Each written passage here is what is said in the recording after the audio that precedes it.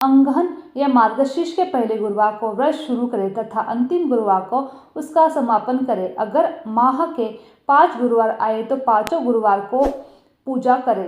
श्री महालक्ष्मी देवी की स्थापना, विसर्जन तथा पूजा विधि।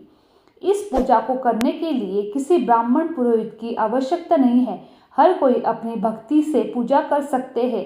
एक दिन पूर्व ही घर को गोबर से लेप ले, फिर गीले कपड़े से पोंछ ले। इसके बाद एक ऊंचे पीढ़े या चौकी पर छोटे मेज पर बीच में छोड़े गेहूं या चावल रखकर एक साफ सुथरे तांबे का या पीतल का लोटे में पानी भरकर चावल या गेहूं पर रखे। पानी में सुपारी, कुछ पैसे, दुर्वा घास डालें।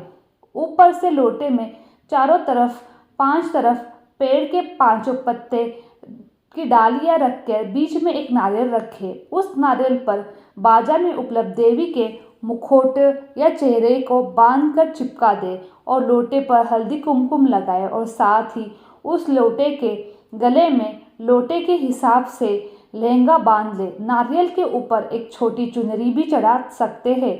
साथ ही देवी की प्रतिमा या फोटो को पूर्व दिशा की ओर मुंह करके या उत्तर दिशा में मुंह करके स्थापना करनी चाहिए। इस व्रत की कथा की पुस्तक में जो फोटो है उसमें भी सामने रखकर पूजा प्रारंभ कर सकते हैं।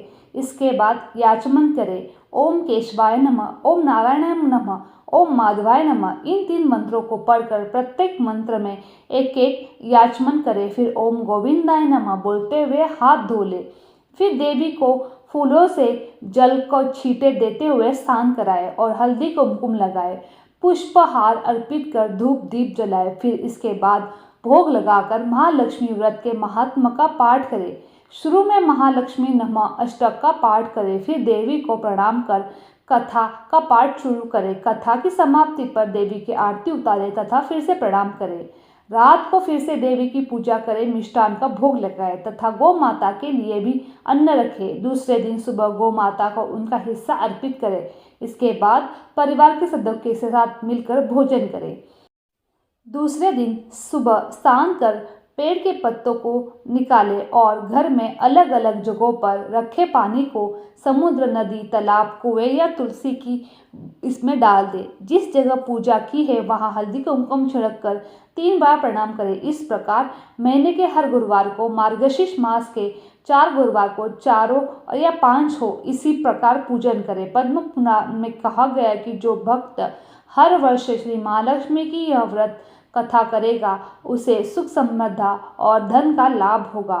कुछ लोग इसे केसरी व्रत भी कहते हैं, परंतु इस व्रत में किसी खास रंग के परिधान की कोई जरूरत नहीं है। इसके अलावा महालक्ष्मी मंत्र, चालीसा, आरती इत्यादि का पाठ कर सकते हैं।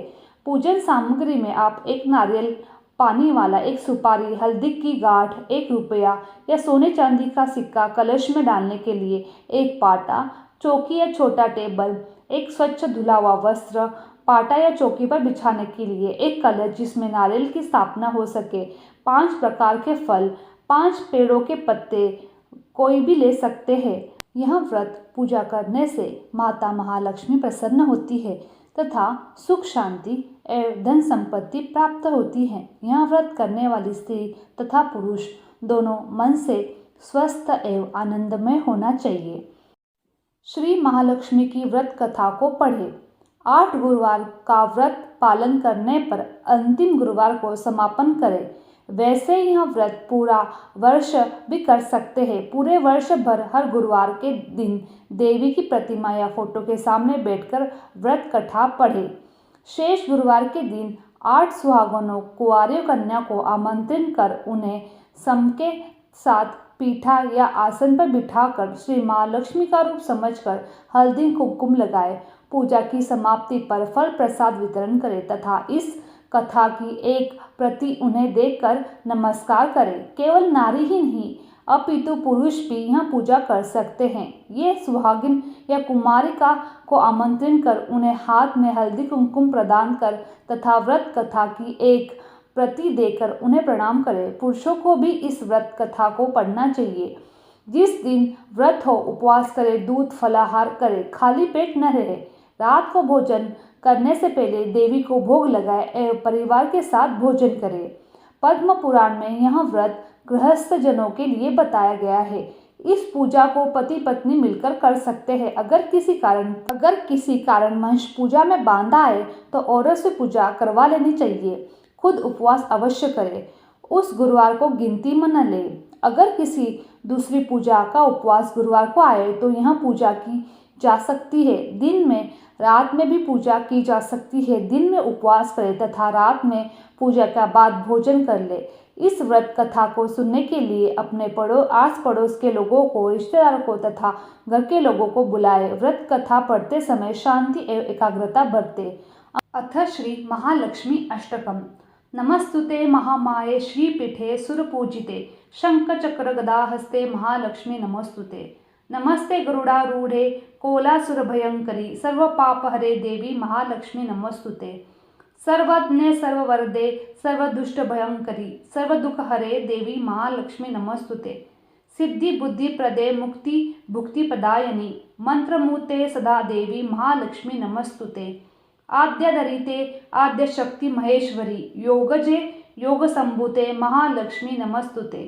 स्थूल सूक्ष्म महारौद्रे महाशक्ति महोदरे महापापहरे महाशक्ति महोदरे देवी महालक्ष्मी नमस्तुते।